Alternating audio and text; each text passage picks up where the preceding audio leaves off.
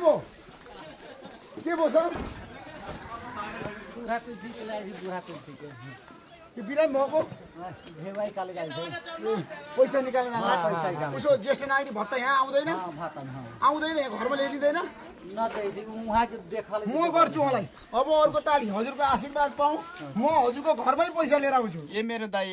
मेरो बिस्तारै क्या बिस्तारै पुगिन्छ त्यहाँ पुगिन्छ हजुरै लड्नु भयो भने त अर्को आपत पर्छ दाइ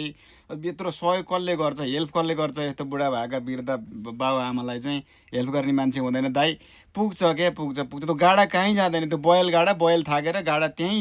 रोकिरहेको छ गाडा कहीँ जाँदैन दाइ बिस्तारै जानुहोस् हजुर पनि लड्नुभयो भने त फेरि मलाई अर्को टेन्सन अर्को आपत हुन्छ अनि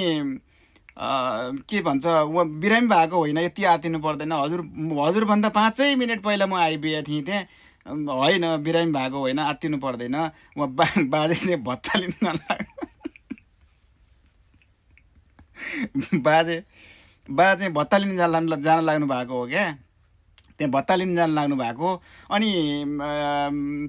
सूर्य जिताउ अभियान गर्नुपर्छ यत्रा वर्षदेखि सूर्यले चाहिँ एमाले चाहिँ भत्ता दिइरहेका छन् यसरी बाहरूलाई यस्तो भन्नु हुँदैन दाइ त्यस्तो भन्नु हुँदैन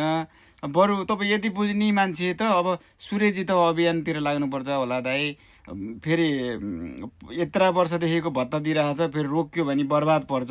हुँदैन त्यस्तो तपाईँ जस्तो बुझकी मान्छेले भन्न हुँदैन दाइ हुँदैन त्यसो नभन्नु मिलाएर गर्नुपर्छ सूर्य जिताउ अभियानमा लाग्नुपर्छ दाइ है ल